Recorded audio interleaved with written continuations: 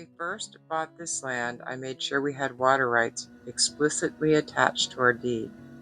We shared a well with 4 other properties. It was a messy setup left behind by the original owners when they passed away, and the person managing the funds eventually ran off with all the money. I had to step up and take over the management for the remaining neighbors. The property where the actual well sat sold to a new couple. At first, everything was fine, but the shared pressure tank was rushing out, springing a massive leak, and we had no community funds saved to replace it yet. We patched it the best we could, but it was a ticking time bomb. Then, out of the blue, the neighbors decided that since the well sat on their dirt, it belonged entirely to them. They told us we had no rights to it and needed to drill our own. The irony, I was the only party out of all 4 properties who actually had the water rights legally written into my deed. But logic didn't matter to them. The situation turned hostile fast. We had to get a lawyer and secure a court-issued restraining order just to protect ourselves. I was the one paying the power bill to run the pump, but they refused to let us on their property to fix the escalating leak. A literal pond developed under the tank, flooding right out into the street. Days turned into weeks and weeks into months of pure psychological warfare. They accused my family of every crime under the sun, even claiming we sabotaged the tank. Law enforcement did nothing to stop the harassment. To top it off, every single day they would manually lower the water pressure, leaving our household with nothing but a pathetic dribble. We were terrified. We started to face the ultimate heartbreak, that we might be faced to abandon our sanctuary completely.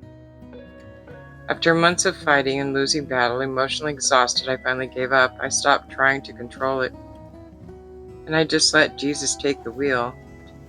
I bypassed the neighbors entirely and contacted the family trust of the original landowners.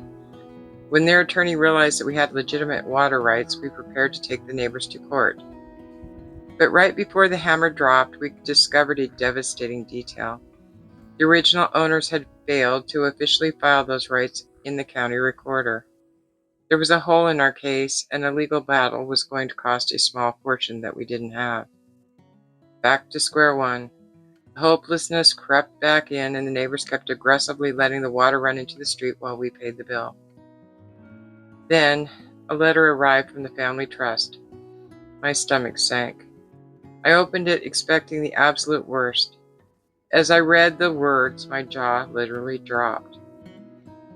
They wrote that the court battle was too costly to pursue. However, to fulfill their original promise of water rights, the trust was going to entirely fund and drill us a brand new well on our property.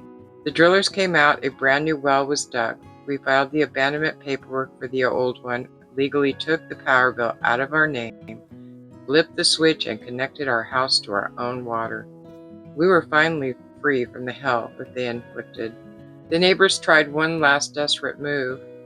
Their lawyer threatened to sue us if we didn't sign our ancestral water rights over to them. I told them to pound sand. So they sued my entire family in small claims court, including all my 5 adult children. But they didn't realize who they were dealing with. My son Jared and I got to work. We spent hours watching court cases on YouTube, learning the ultimate legal strategy. Stay silent, stay calm, and let the hostile party bury themselves. And that's exactly what they did. They walked into the courtroom, opened their mouths, and completely destroyed their own case. We won.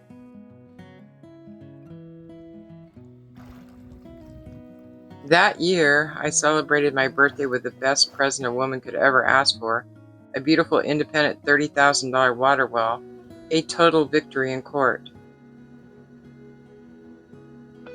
Sometime later, I received one final text message from the neighbor's wife. She bitterly informed me that her husband had suffered a massive fatal heart attack.